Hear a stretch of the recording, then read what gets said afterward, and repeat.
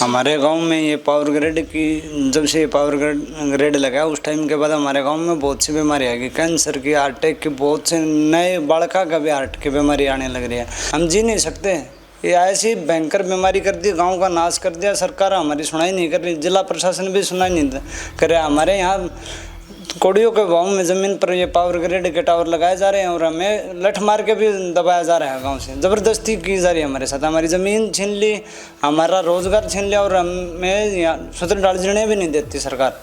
क्या करेंगे हम? अब बेरोज़गार बच्चे भूखे ही मरेंगे और कहाँ क्या फिर गुंडागर्दी करेंगे, बदमाशी करेंगे अगर कुछ खाने को नहीं मिलेगा तो हमें।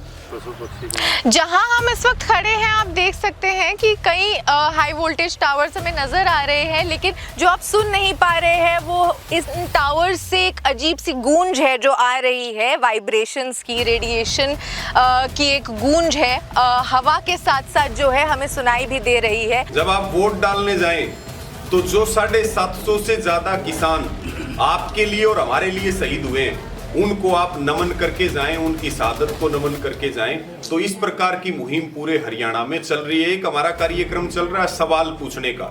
जब भी बीजेपी का प्रत्याशी या जेजेपी का प्रत्याशी गांव में आता है तो उससे सवाल किया जाता है कि आपने एमएसपी का गारंटी कानून क्यों नहीं बनाया, आपने किसानों की कर्ज माफी क्यों नहीं की, जबकि आपने उद्योगपतियों के 16 लाख करोड़ रुपए माफ कर दिए, आपने जो युवा किसान शुभकर्ण था आपने उसको गोली क्यों मारी, आपने किसानों को दिल्ली क्यों नहीं जाने दिया, आपने अग्निवीर योजना को क्यों लागू किया, इलेक्ट्रोल बॉन्ड का जो मुद्दा है, इन तमाम मुद्दों पे गांव-गांव में सवाल पूछे जा रहे हैं। बीजेपी और जेजेपी के प्रत्याशियों के पास कोई जवाब नहीं है और वो फिर गांव से धूम दबा करके भाग जाते हैं। ये जो हाई वोल्टेज टावर है इससे इस गांव में कितना प्रभाव है, लोगों को बहुत तकलीफें हैं और कई तरीके की प्रॉब्लम्स है और कई सालों से है। आने वाले चुनावों का मुद्दा भी नहीं है ये एक तरीके से, और 10 साल हो गए हैं, लेकिन इनका कहना है कि इस पर अभी तक कोई सुनवाई नहीं हुई है।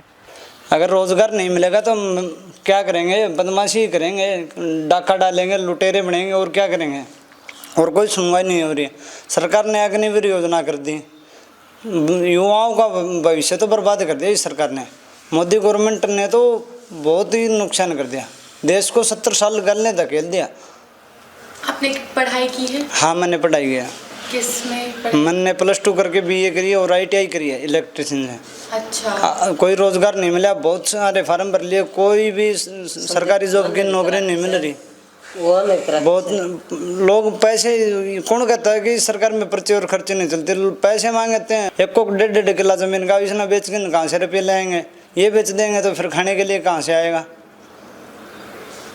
और अगर किसी से ब्याज नहीं रुपया उठा के देते हैं तो ब्याज ही नहीं उतरेगा। आप वैसे काम क्या करते हैं? फार्मर हूँ मैं तो। अच्छा। जमींदारा करते हैं, किसानी में ही? हाँ। ठीक है, बाकी और कुछ कहना चाहते हैं? बस यही है, सरकार से यही। युवाओं का इस बार रवैया, युवाओं का अब की बार बिल्कुल नाराज है। मोदी सरकार ने तो युवाओं का भविष्य ही बर्बाद कर दिया इस सरकार ने। तो ये जुमलेबाजी सरकार है, इसने सारे देश का ही देखो अग्निवीर योजना ला दी। देश में क्या क्या रोजगार का, एक चाय बेचने वाला आज देश का प्रधानमंत्री बना बैठा है। बहुत सारे गांवों में नो एंट्री के बोर्ड लगे हुए हैं। हरियाणा के कई गांवों में नो एंट्री के बोर्ड लगे हुए हैं कि इस गांव में बीजेपी और जेजेपी के प्रत्याशी ना आए, क्योंकि इन्होंने हमारा वोट लेकर के हमें धोखा देने का काम किया, छल किया। जिस गांव में हम बैठे हैं नीमड़ीवाड़ी, यहाँ पिछले दिनों बीजेपी के प्रत्याशी जनसभा करने के लिए आए थे और सब गांव के लोग यहाँ बैठे हुए हैं। तो उनसे सवाल किए तो उन्होंने सवाल का जवाब नहीं दिया और वो वहां से उठ करके चले गए जी। और खापें जो हमारी हैं, हरियाणा में बड़ी ताकत है खापों की, पश्चिमी उत्तर प्रदेश में, हरियाणा में।